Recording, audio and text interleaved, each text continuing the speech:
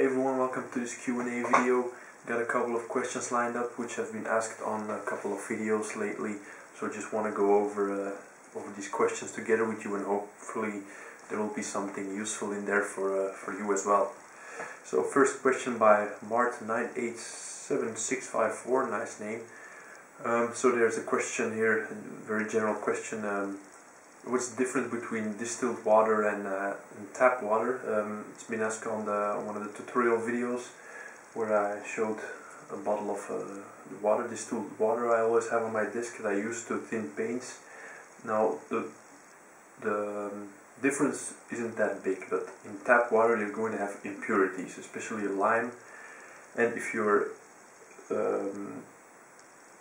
putting on a lot of layers, so blending using layering, then these impurities can start to stack up, and you can really see the effect of impurities in your final paint job, especially when painting dark tones like black, etc. Now the amount of lime in tap water varies from region to region. The best way to test this is just fill a cup, bottom of water in a cup, and leave that to dry, and then you'll see how much residue that's left, and that will give you a good approach, good approximation on how much lime there is in your tap water, or else you can always play safe and use distilled water. Just put it in a dropper bottle like this. Now in normal painting you won't probably have any problems with lime in the tap water, but like I said, if you're doing many layers, like sometimes I put on at least about 10 layers, then you can really have problems with impurities in tap water. So next question is by James Higlet. It was on a video where I showed some of the Hobbit scenery, so the decking, the boardwalks, and the question was: great wood effect, can you please tell me what the wash you used on the scenery is called, please? So most of the time I use the Vallejo wash, it's called, like these bottles here.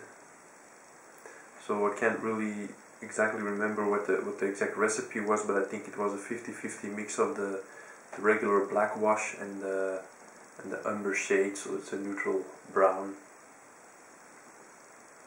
So just a small tip I want to give you if you're working with these washes is shake them very well, because they have I had some problems with them in the past that I didn't shake them good enough, and then you can have some certain areas where the paint really starts to pool. You can have the effect that when it's dry it has a light finish to it, a bit of a fog effect to it, so that's not something you want. So great washes all together, but shake them up very well. So James, probably a mix of these two, so the umber shade and the black shade. Thanks for the question, by the way. So final question is another one by Mart987654. Corvus, do you think you could show and give your tips on how to clean metal, plastic and resin before priming? Now maybe you gotta be a bit more specific with the question here, because I don't really understand what you mean by cleaning. It can mean two things. Cleaning, first of all, is removing the mold lines and flash and other stuff like that, and the second thing is cleaning is preparing it before painting. So what I mean by that is I usually wash them with a small toothbrush I have somewhere here. So it's just a small, very soft toothbrush. Just wash the sprues.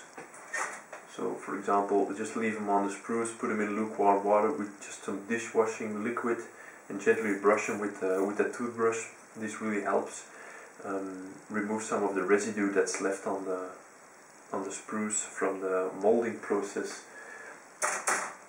The other thing that you could mean by cleaning is, of course, removing the mold lines. What I usually use to remove mold lines is just use the hobby knife.